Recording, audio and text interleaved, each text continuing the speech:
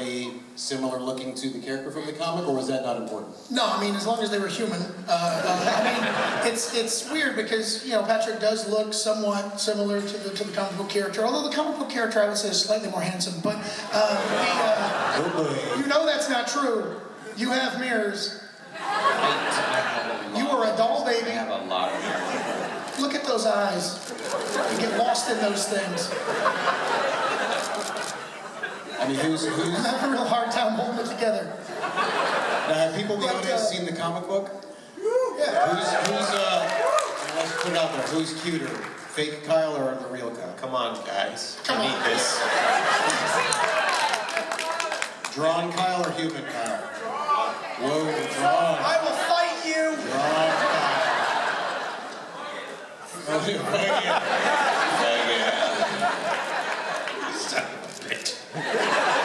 OutCast cage match starts now.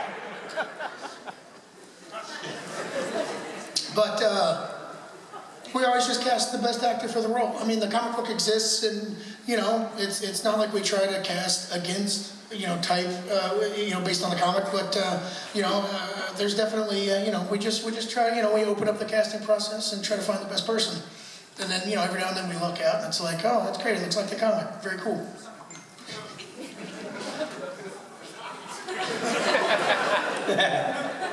But Ren, who plays Megan, you know, she's amazing. Doesn't look anything like the comic book character. Yes. Real quick, before we move to the next question, I'd like to just do a side question. If you could pour me a glass of water. Oh, yes. I'd greatly appreciate it. I apologize. Because I ran a half marathon this morning, and I want to stay hydrated. Yeah, real nice. There you go. Appreciate it. No problem, man. It's great. I'll get you a backup ready, too.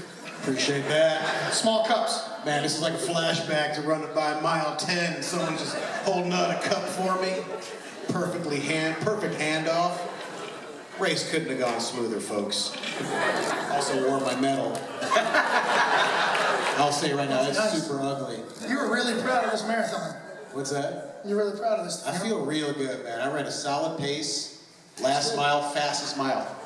How fucking good is that? What place did you come in? I think I came in, If it's below 18, I'm just not going to be proud of you.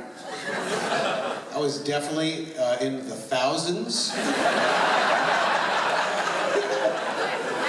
But in my age group, I'm gonna guess I was in the hundreds. Nice. Yeah, man. I grabbed it. That's how I handle when that comes my way. Grab a hold. Usually I don't let go that quick. I deserve that. Can I tell you a story? David Alpert, another executive producer on this very show, does fist bumps, but ironically, as a joke. And so then we That's the way it started. stops being ironic, though. Right? So then I started doing it to him, and then now I do it, and every time I do it, I'm like, I regret this already. I'm not this guy. You should just start saying, just as you fist bump people, just go, I regret this. Regret-filled fist bump, now walking away. So I feel like we should make Chris Black talk, but as showrunner of the show, he's holding the thing together, he's doing an amazing job, but I want you to ask like a question that's going to make him really awkward and uncomfortable. Chris, I heard a rumor that because of just the nature of the stories and the content. How did you get that off?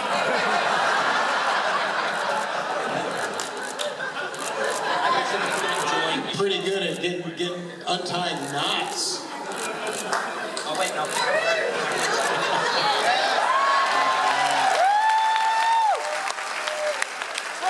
Real nice. That's amazing. Very good. I can't stress how serious the show that we're here to promote is. There are light moments, but you have a hard time finding them. And it is so dramatic. Of the level of respect that I Yes. get from Robert. That's true. That's true. You guys are currently still in production, right? We are. I would like to request that you wear that on set first day back to work. Let's do it. that thing. We got first scene back. You got to wear it in the scene. Yeah, Kyle ran can make that that work. marathon. Actually, I think Kyle would run a full marathon. Okay. Listen, let's just say right now, season 2, Kyle runs a full marathon, and guess who's cast as the guy that's gonna beat him? Nope. Playing Steve Jenner, Bruce Jenner's long-lost son. Who's also possessed by a demon.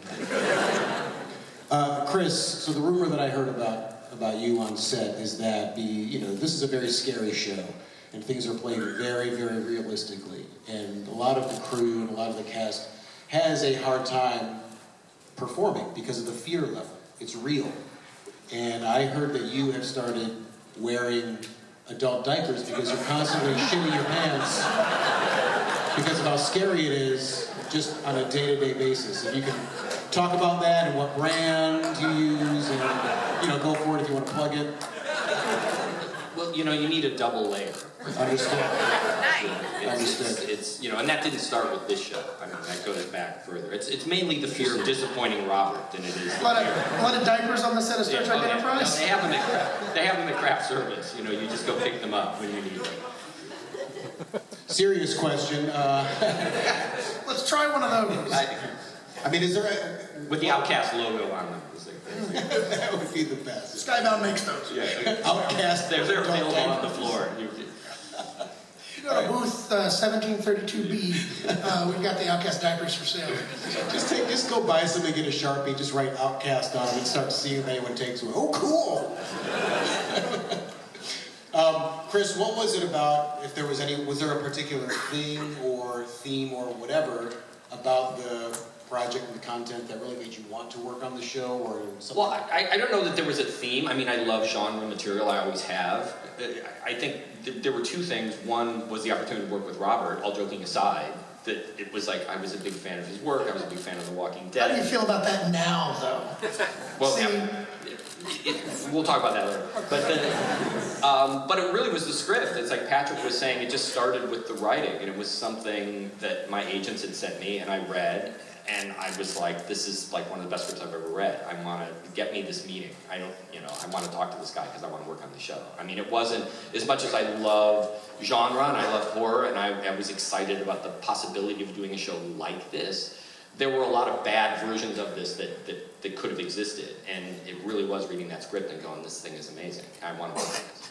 I heard it was originally going to be a comedy and it was going to be pronounced Outcast. Well, that was at the point when it was still called Demons in People and People Trying to Get. We're going to show a clip right now. I think we're actually going to show two. And these are both pretty sweet. We're going to show you an exclusive scene from the show, followed by a brand new trailer. Please enjoy.